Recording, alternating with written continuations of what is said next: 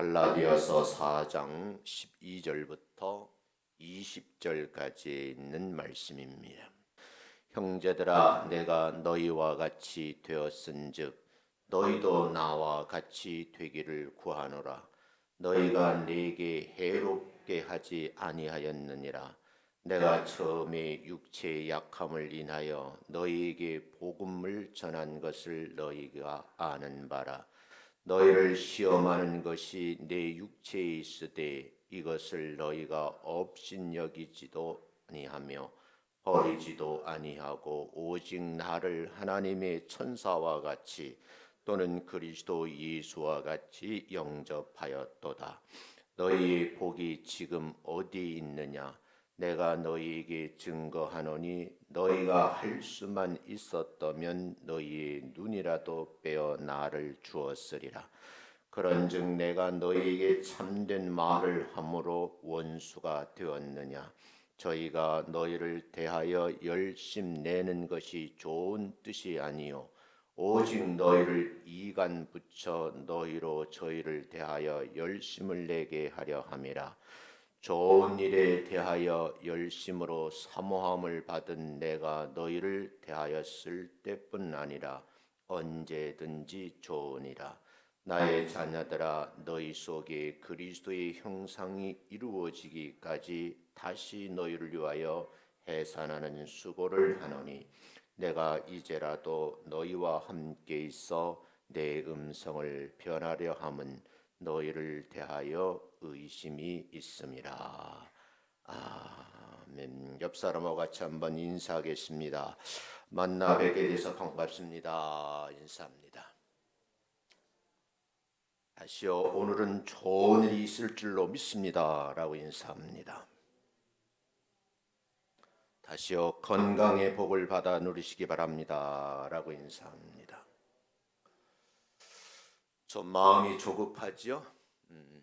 그래도 여러분들이 예배를 잘 드리면서 즐거운 여행 일정이 될 수 있도록 같이 한번 기도해 주셨으면 고맙겠습니다. 로마서 12장 1절을 참고해 보면 너희가 드릴 예배에 대해서 소개를 하며 영적 예배다 이렇게 말씀을 드려요. 그럼 너희가 드릴 영적 예배는 어떤 것인가? 문장을 거꾸로 읽어보면 하나님이 기뻐하시는 거룩한 산제사로 드리라 그래요. 옛날 시골 교회에서는 교회를 예배당이라 이렇게 불렀거든요. 그래서 교회 갈 때도 교회 간다 하는 말을 쓰지 않고 예배당 간다 이런 표현을 썼어요. 그 교회는 뭐 하는 곳인가? 하나님께 예배를 드리는 것이지요. 예수님 안에서 인류를 구원하신 하나님을 향하여 예배 드리는 곳이 교회인데 보이는 교회를 예배당이라 한다 그런 말이죠. 우리가 전인격적으로 마음을 다하고 뜻을 다하고 힘을 다해서 예배를 드리는데 그 예배를 드리는 것이 어떤 것인가 대해서 오늘 좀 같이 말씀을 좀 나누려고 그래요. 예수님께서 우리에게 지상명령을 내리셨잖아요. 이 지상명령이 여러분이 아시는 대로 마태복음 28장 19절부터 20절까지거든요. 같이 한번 읽어보겠습니다. 시작. 너희는 가서 모든 족속으로 제자를 삼아 아버지와 아들과 성령의 이름으로 세례를 주고 내가 너희에게 분부한 모든 것을 가르쳐 지키게 하라. 볼지어다 내가 세상 끝날까지 너희와 항상 함께 있으리라. 이 두 구절 말씀을 이제 우리가 쓰는 용어로 좀 정리를 하면 양육과 훈련이라는 거예요. 그러면 어떤 양육을 하고 어떤 훈련을 할 것인가에 대해서 마태복음 28장 19절 20절을 보면 그 첫 번째가 제자를 삼는 것, 삼은 제자에게 세례를 주는 것, 그리고 가르쳐 지키는 것, 이 세 가지를 말해요. 이 세 가지를 조금 나누어 설명하면 첫 번째 하는 일을 제사장 사역이라 그러고 두 번째 사역은 사도적 사역이라 이런 표현을 쓰고 세 번째를 목자적 사역이라 그래요. 제사장 사역이라는 말은 교회가 하나님을 위한 예배의 목적을 다하기 위해서 제사적인 사역을 한다. 그런 의미가 담겨져 있어요. 그래서 지금은 만인 제사장론을 주장하잖아요. 그런 의미에서 여러분과 다 제사장이 되어서 하나님 앞에 마음을 다하고 뜻을 다하고 힘을 다해서 예배를 드려야 된다. 어떤 분들이 그래요. 예배 보러 간다. 그런데 예배는 보는 것이 아니고 제사장이 되어서 드리는 거예요. 그래서 이 용어도 여러분이 고쳤으면 좋겠다. 보러 가는 사람은 구경꾼이에요. 드리려는 사람들은 예배자지요. 교회가 세상을 향해서 복음 전파의 목적을 이루게 사는 사역이 사도적 사역이라 그러거든요. 오늘 여러분 이런 의미에서 함께 어울리시면서 좋은 관계를 잘 유지하셨으면 좋겠어요. 세 번째 목자적 사역인데 교회 자체를 위한 양육과 훈련의 목적을 위해서 목자적 사역을 해야 된다 그래요. 이 교회의 존재의 목적이 뭐냐면 이 세 가지 사역을 하기 위해서 세워진 것이 교회인데 보이는 것을 예배당이라 그런다는 거죠. 이 세 가지 사역을 위해서 사람이 필요하다는 거죠. 그 특별히 세운 사람을 목회자라 그러고 목사님들이 하는 일을 목회 사역이라 그런 표현을 써요. 우리가 신앙생활 할 때 이런 세 가지 사역을 이루기 위해서 여러분들이 함께 신앙생활하는 것을 우리가 믿음 생활이다 그런 표현을 쓰는 거예요. 목회 사역을 좀 귀하게 여기고요. 성도들을 금쪽같이 아끼는 그런 좋은 관계가 되었으면 좋겠다 하는 마음으로 오늘 이 말씀을 전하는데 교회역에 들어와 있는데 목회자의 날이 있어요.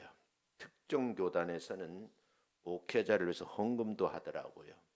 우리 교회는 그런 거 강조하는 교회는 아니지만 여러분들이 좀 의미를 좀 이해하고 목회 사역을 하는 분들을 좀 도와줬으면 좋겠다. 그래서 오늘 본문 말씀을 함께 나누려고 합니다. 오늘 주시는 말씀 속에서 우리가 목회자의 이 목회 사역을 아는 은혜가 있었으면 좋겠다 하는 의미에서 세 부분으로 나누어서 좀 설명을 좀 하겠습니다. 가급적이면 시간을 맞춰야 되기 때문에 줄일 수도 있지만 여러분들이 말씀에 좀 귀를 기울이셨으면 좋겠다 하는 생각을 해요.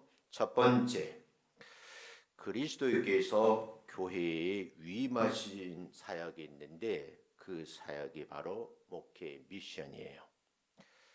목회 사역은 예수 그리스도께서 우리를 위해 우리 교회에게 준 교회 사역인데 이것이 그리스도의 사역이다 하는 사실을 인식할 필요가 있고 우리 같이 함께 교회 구성원들이 함께 해야 될 사역이라 하는 것을 깨달아야 된다는 거예요. 종교 개혁자 칼빈 선생님은 에베소서 4장 11절을 참고로 하면서 중요한 말들을 남겨 놓았는데 이 에베소 4장 1절에 보면 어떤 이는 사도로, 어떤 이는 선지자로, 어떤 이는 복음 전언자로, 어떤 이는 목사와 교사라 주셨다 이런 말씀을 인용하면서 이런 직책 중에 사도, 선지자, 복음 전하는 자는 초창기에 세우셨던 직책으로 보았고요. 이 목사와 교사라고 하는 이 두 직책에 대해서 교회 내에 평상직으로 그렇게 보고 견해를 밝혔어요. 칼빈은 목사와 신학자의 일을 하면서 이 교사를 교회에서는 없어서는 안 될 직책으로 본 거예요.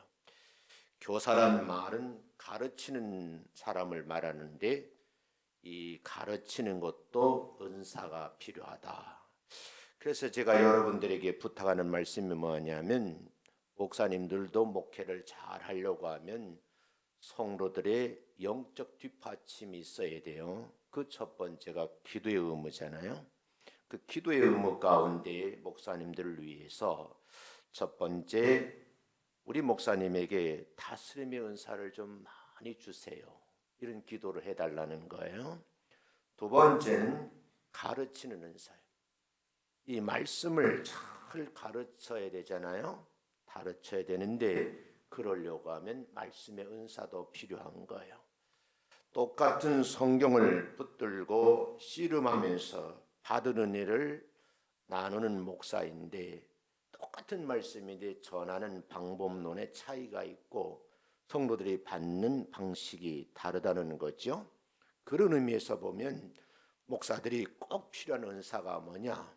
그게 말씀의 은사, 다스림의 은사, 가르침의 은사라는 거죠. 제가 이제 여러 가지 일들을 하는 가운데 많은 사람들 대중 앞에 서잖아요. 서게 되면 항상 평가를 받아요. 잘했는지 못했는지 평가를 받거든요. 그 평가는 윗사람들에게 보고가 되고 그 평가에 의해서 그분이 계속 교단에 설 것인지 말 것인지 결정되는 결정적인 역할을 하는 거예요. 근데 주의 종들도 강단에 서면서 늘 고민해야 되는 것이 바로 이 가르침의 사역을 잘해야 된다 하는 측면에서 보면 왜 칼빈이 이 교사의 직에 대해서 강조했는지를 알 수가 있다는 거죠. 바울은 목회자의 사역을 에베소서 4장 12절에서 구체적으로 설명을 하고 있는데 목회자의 사역 가운데 해야 될 일이 뭐냐? 그 첫 번째가 성도를 온전케 하는 일이래요. 그 말은 온전한 성도가 많지 않다는 의미도 담겨져 있죠. 어떻게 하면 이 성도들을 온전케 할 것인가 하는 것이 골몰해야 될 일이라는 거죠. 두 번째 하는 일이 뭐냐? 봉사일을 하게 하며 이렇게 되어 있어요. 그러니까 교회 성도들은 봉사일을 할 의무가 당연히 있다는 거죠. 요즘에 이제 목회하는 목사님들이 많은 고민을 해요. 70이 되고 80이 된 어른들이 주방에서 식사 봉사를 하는 일인데 젊어서부터 했는데 평생 해야 되느냐 하는 그런 불만을 담임 목사님들에게 하는 경우가 많다고 그래요. 그런가 하면 젊은이들은 교회 와서 그냥 예배드리고 즐기는 것이지 그런 일까지 하고 싶지 않다 이런 표현을 쓰는 분도 있는데 목회 사역에 보면 봉사일을 하게 하는 것도 목회자의 일이라는 거죠. 그렇게 함으로써 마지막에 그리스도의 몸을 세우는 것이 이게 마지막 일이다. 이렇게 세 가지를 말씀을 하고 있어요. 목회자를 세우신 하나님의 의도하심은 뭘까? 단호하거든요. 그 사역자를 세우신 하나님의 방법론을 보면 택하여 세웠다는 거예요. 아무나 그저 세우는 것이 아니라 하나님 택정하셨다. 딱 집어서 뽑아 올렸다는 것이죠. 이에 대한 의식이 분명한 사람을 뭐라 그러냐? 소명의식이 있다. 그런 표현을 써요. 목회는요. 소명의식이 분명하지 않으면 할 수 없는 일이에요. 제가 여러 가지 일을 해보면서 가장 어려운 일이 목회 사역이에요. 이 목회 사역만큼 어려운 일이 없어요. 일반 조직에서는 명령을 하면 일사불란하게 움직이잖아요. 교회는요.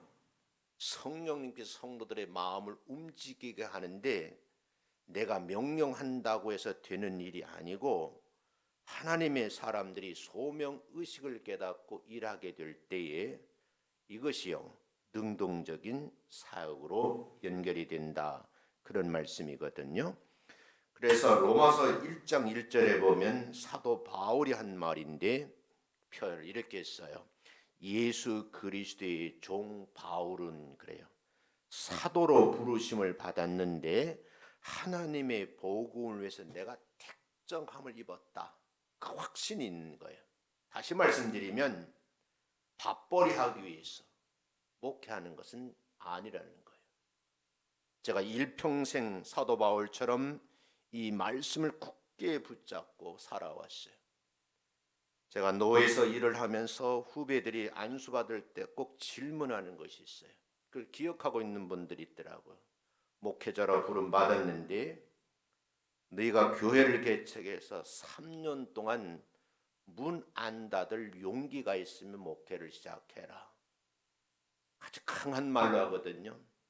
성도가 한 명 없다 할지라도 똥찌개를 지고로서라도 월세를 내면서 목회할 그런 자신감 있을 때 목회를 해라. 그런 표현을 썼는데 어느 교회를 방문했더니 그 목사님이 제가 한 말을 기억하고 지금까지 문 안 닫고 있어요. 그런 표현을 쓰더라고요. 그만큼 목회 사역이 힘들다. 그런 얘기죠. 이 로마서 1장 1절 말씀을 보면 하나님께서 목회 사역자를 택하여 세울 뿐만 아니라 목회자의 목회 사역과 함께 하신다는 뜻도 포함되어 있는 거예요. 요한계시록 2장 1절을 참고해 보면 예수님의 모습이 등장하는데 오른손에 7뼈를 붙잡고 계시고 7 금촛대 사이를 그 사이를 다니신 분이라고 묘사를 하고 있어요.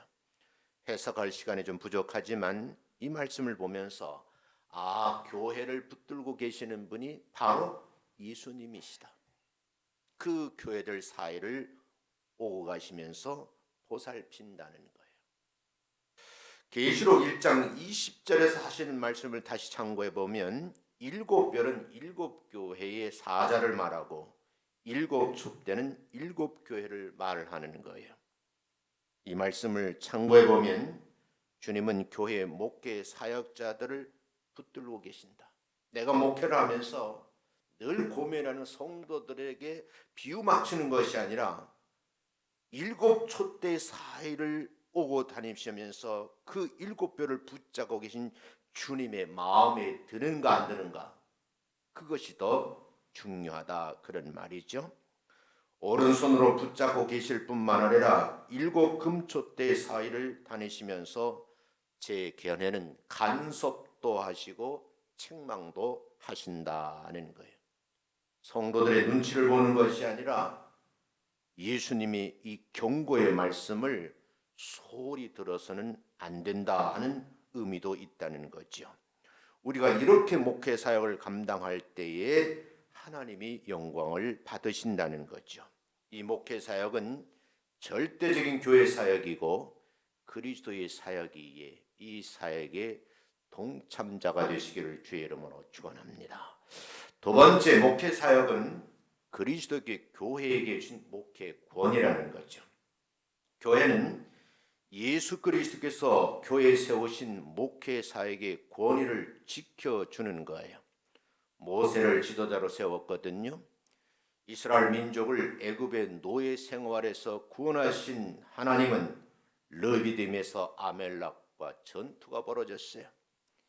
이 전투에서 핵심적인 내용은 뭐냐면 모세의 손이 올라가면 이스라엘 민족이 승리하고 모세의 손이 힘이 더 내려오면 전투에서 어려움을 당하는 거죠. 이 말씀의 핵심은 뭐냐? 모세에게 독특한 권위가 부여됐다는 말씀이에요. 이 권위는 하나님께서 부여하신 고유의 권위인데 하나님은 모세의 손이 내려오지 않도록 모세의 손을 받쳐 주었던 아론과 훌이 있어요. 여러분, 아론과 훌의 손이 높이 올라가는 것이 아니라 모세의 손을 대신해서 여러분 받쳐주는 그 역할을 감당했다는 거죠.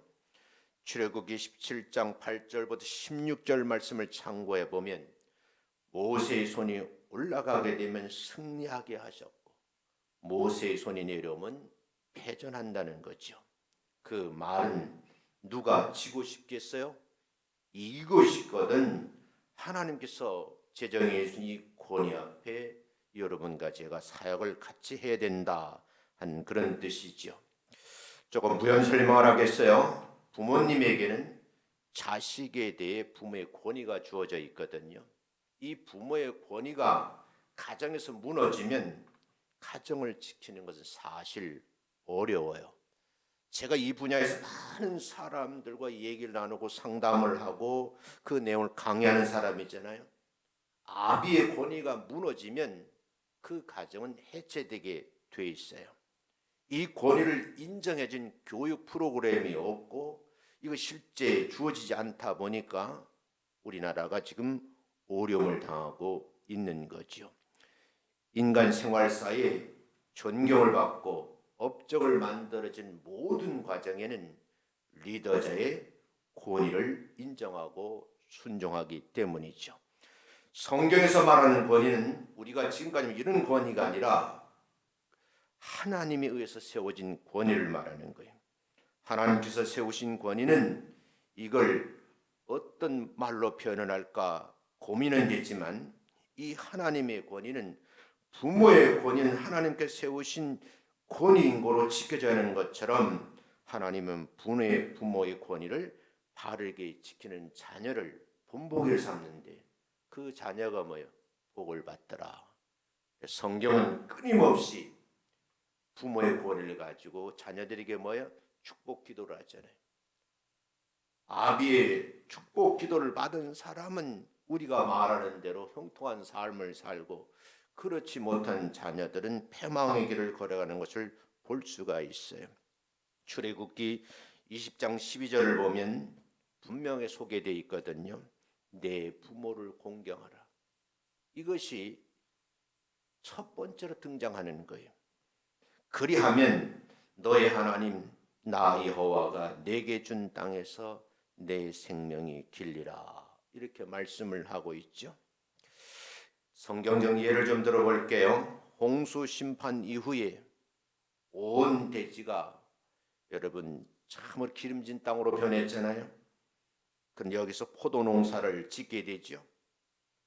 풍년에 들어서 포도 농사가 열매를 거두어드리는데 상상 위에 여러분 놀라운 열매들을 거두어드리게 돼요.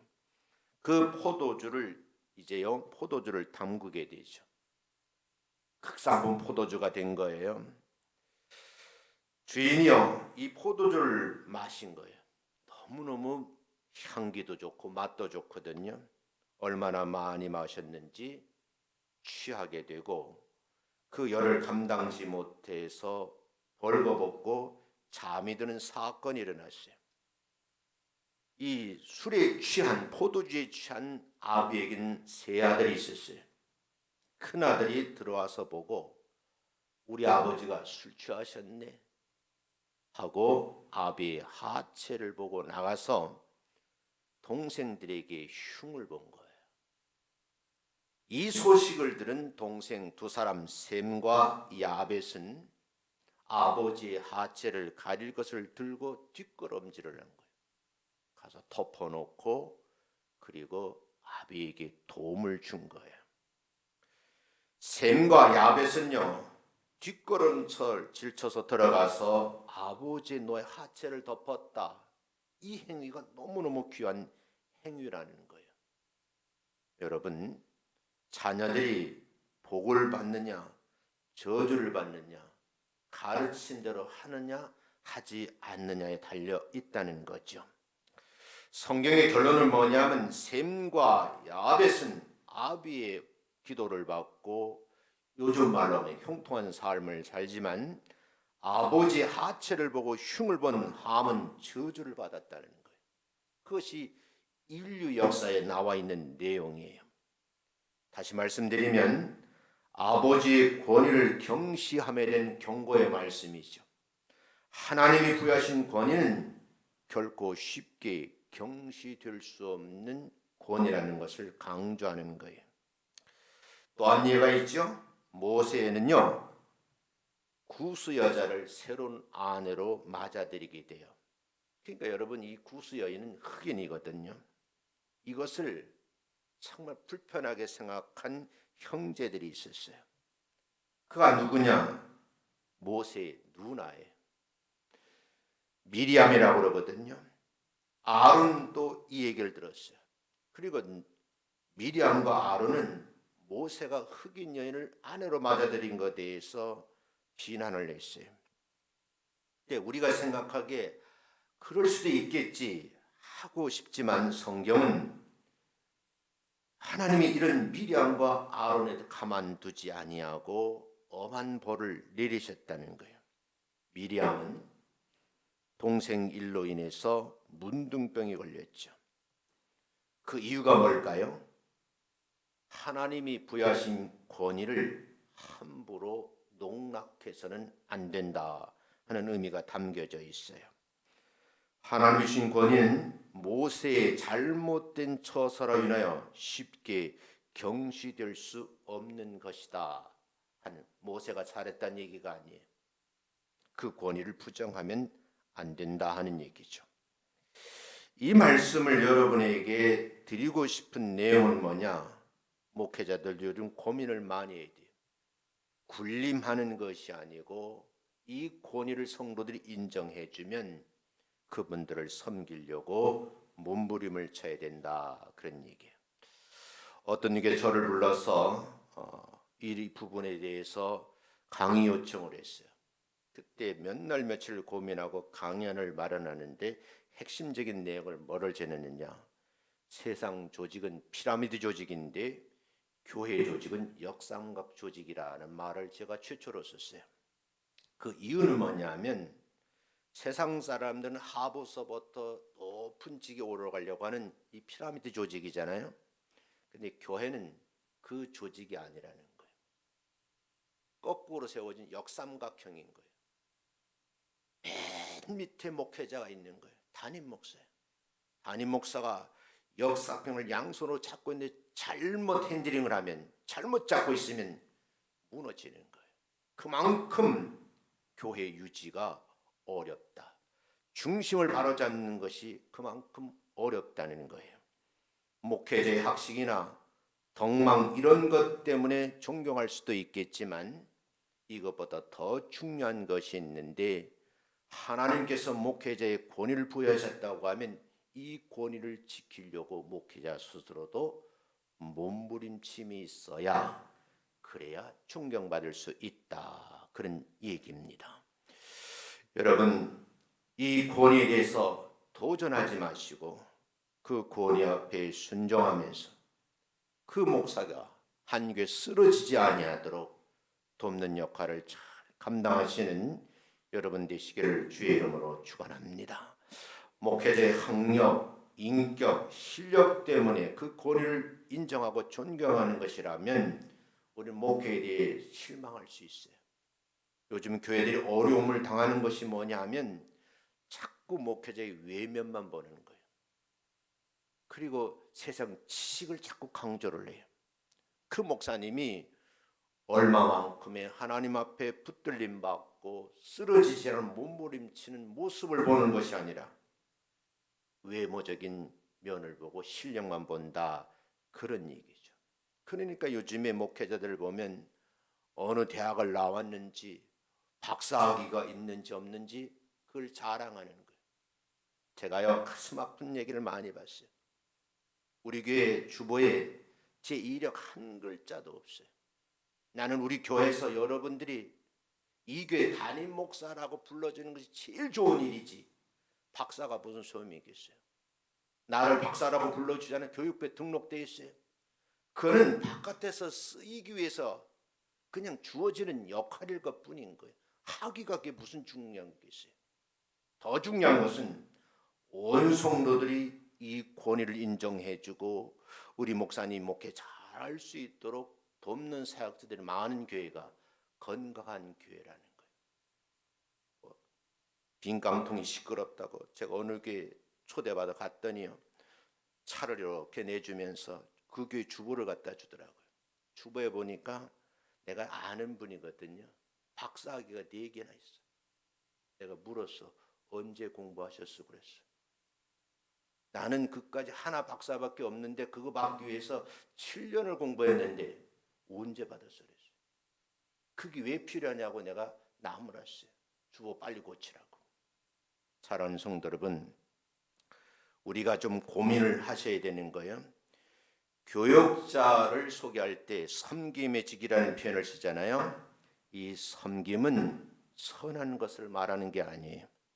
기도로 섬기고 말씀으로 섬기고 사랑으로 섬기는 것을 말해요. 만인제상전이라는 말은 누구나 예수님의 은혜로 하나님께 나아갈 수 있음을 말하는 것이지 목회 사역의 권위를 부인하고자 얻어서 말하는 것은 아니라는 거죠. 요즘 평신도 운동을 강조하는 분이 많아요. 그 평신도 운동은 옥하는 목사님의 그 내용을 잘 모르는 분들이 많아요. 모두 함께 교회 사역에 참여함을 중요시한 운동이지 목회 사역의 권위를 부정하는 운동은 아니라는 거죠. 평신도 운동이란 목회 사역의 본래의 권위를 빼앗기 위한 것이 아니라 그 권위를 함께 세우기 위함이라는 거죠. 목회 사역의 권위가 바로 세워지는 데 있어서 그리스도의 사역이 교회 안에서 바로 세워지기 때문이라는 것을 강조하는 말씀이에요. 목회 사역의 권위를 소중히 여겨 인정함으로써 교회의 건강성을 유지하고 은혜로운 성도들이 함께 신앙생활하는데 그 교회 가면 참 은혜롭더라. 목사님의 그 카리스마가 대단한데 권위를 내세우지 않지만 영적인 힘이 있는 분이야. 이런 교회의 모습이 갖추어지기를 주의 이름으로 축원합니다. 세 번째 목회 사역은 어떤 거냐? 그리스도께 교회에 주신 목회를 지원하는 일이에요. 목회 사역은요, 우리가 함께 고민해야 되고 이해를 하셔야 돼요. 하나님께서 여러분의 목회자 사역 기쁨으로 지원해 주기를 원하고 계시거든요. 갈라디아 6장 6절 말씀 같이 읽어봅니다. 시작. 가르침을 받는 자는 말씀을 가르치는 자와 모든 좋은 것을 함께 하라. 오늘 목사님이 받으시려고 그러냐? 그거 아니고 말씀을 그대로 받으세요. 구약의 레위기에서 보면 하나님은 그의 성전에서 일하는 제사장들에게 제공된 것을 표현하기를 지극히 거룩한 것이라는 표현을 써요. 제가 알고 있는 목사님 한 분이 불평을 하시더라고요. 나보고 그래, 목사님 나는 좀 좋은 쌀 좀 먹고 싶어. 그래서 그게 무슨 소리지? 사잡수시면 되죠. 그랬더니 그 교회는 성미를 아주 중요시 하더라고요. 그래서 아침에 성도들이 가정 식구들을 위해서 아침 준비를 하기 전에 먼저 쌀떡에가 쌀을 푸면 목회자 거 떠놓고 그리고 가족 식구 밥을 하는 그런 좋은 전통을 가지고 있는 교회예요. 근데 동네가 가난한 거예요. 가난하다 보니까 들어온 쌀 다 요런 정부미인 거예요. 그러니까 힘이 없고 밥맛이 없잖아요. 좋은 요즘 말로 하면 기름이 주르르 흐르는 그런 쌀을 먹고 싶다고 그래요. 그래서 내가 그랬지. 그것으로 촉하게 생각해. 나보다 훨씬 훌륭하신 그런 성도님들이네. 아침에 끼니를 준비하기 전에 먼저 가서 목사님 생각하고 목사님 기도해 주면서 준 쌀인데 왜 그걸 마다해? 사랑하는 성도 여러분, 이해가 좀 필요한 거예요. 사도 바울은 오늘 본문에서 고린도 교회의 섭섭함을 표현을 해요. 고린도 교인들 중에 바울의 사도적 권위를 무시하고 바울이 교회에서 받을 당연한 권리를 비판하는 사람들이 있었어요. 이런 사람들 때문에 목회를 하는데 바울의 마음이 불편한 거예요. 그래서 바울은 교회에서 받을 당연한 권리를 요구한 적은 없는데 실제 바울은 텐트메이커 아니에요. 잡양 선교를 한 거예요. 돈이 없으면 자기 본업을 텐트를 지어서 천막을 팔고 거기는 수입을 가지고 또 복음을 전하는 사람이에요. 자비랑 선교를 했음에도 불구하고 불평하는 사람들이 있었다는 거예요. 그 이유는 복음 전하는 데 장애가 되지 않기 위해서 바울은 자비랑 선교를 한 거죠. 이런 바울의 사역 깊은 모습을 이해하지 못하고 오해를 하고 곡해하는 사람들이 있었다라고 고린도전서 9장 11절 14절에 기록을 하고 있거든요. 같이 읽어보겠습니다. 시작. 우리가 너희에게 신령한 것을 뿌렸은즉 너희 육신의 것을 거두기로 과하다 하겠느냐. 성전 일을 하는 이들은 성전에서 나는 것을 먹으며 제단을 모신 이들은 제단과 함께 나누는 것을 너희가 알지 못하느냐. 이와 같이 주께서 복음 전하는 자들이 복음으로 말미암아 살리라 명하셨느니라. 얼마나 속이 상하셨으면 성경을 인용하며 이렇게 말씀을 했겠어요. 9장 12절 다시 한번 볼까요? 시작. 다른 이들도 너희에게 이런 권을 가졌거든 하물며 우리일까 보냐. 그러나 우리가 이 권을 쓰지 아니하고 범사에 참는 것은 그리스도의 복음에 아무 장애가 없게 하려 함이라. 당연히 목회하는 목사님, 바울 목사님으로부터는 받을 수 있는 권인데도 불구하고 내가 이렇게 하면 복음이 전해지기를 위해서 자비랑 선교를 했노라고 강조하는 거예요. 이 목회 사역을 이해를 해야 되고 도와줘야 된다 하는 말씀을 함께 드리고 싶어요. 예를 하나 들고 마치겠는데요. 어떤 젊은 목사님이 조금 큰 교회로 부임을 하게 됐어요. 교회 성도가 700명이나 돼요. 근데 이 목사님 모시기 위해서 아마 절차가 있었던 것 같아요. 아마 반대하는 분 중에 한 분인 것 같아요. 하여간 공동에서 결정이 돼서 목사님이 부임을 하게 됐어요. 그래서 마침 이제 만찬회가 열리는 목사님 환영한다는 의미에서 교인들이 큰 잔치를 베풀게 됐어요. 근데 어떤 젊은 부인이 이 목사님에게 다가와서 말을 하는 거예요. 퉁명스럽게 말하는데 어떻게 목사님께서는 700명이나 되는 사람들의 요구를 만족시켜 줘야 되는지 그 힘든 일을 맡으시려고 결정했는지 나는 지금 이해를 할 수가 없습니다 라고 잔치자리에서 비아냥거린 거예요. 그때 이 젊은 목사님이 주저없이 말을 했는데 제가 이 도시에 세워진 본교회 700명의 교인을 기쁘게 해드리기 위해서 내가 부임한 것이 아니고 나는 단 한 분 예수님만 기쁘게 해드리기 위해서 이 교회에 부임한 겁니다. 나는요 이 젊은 목사지만 정말 배포도 있고 기본이 되었다 그런 생각을 했어요. 그분을 기쁘시게 해드리면 나머지 모든 건 다 잘 될 거니까 집사님 걱정 안 하셔도 됩니다. 이게 비아냥거린 젊은 집사에 대한 젊은 목사의 답이에요. 사랑하는 성도 여러분, 목회 사역이 하나님을 기쁘게 해드리는 목회 사역이므로 여러분들이 이 말씀을 생각하시면서 함께 이 사역의 동력자가 되어주시기를 주의 이름으로 축원합니다. 부탁의 말씀 함께 드리겠어요. 오늘 여러분들이 야외 예배를 가는데 조금 불편할 거예요. 교회에서는 장로님들과 함께 결정하라고 우리 허 목사님이 굉장히 많이 고생을 하셨어요. 여러분 이제 이 야외 여행을 가면서 조금 더 불편하지 않도록 배려는 했어요. 그럼에도 불구하고 여러분의 마음에 좀 차지 않을 수도 있다.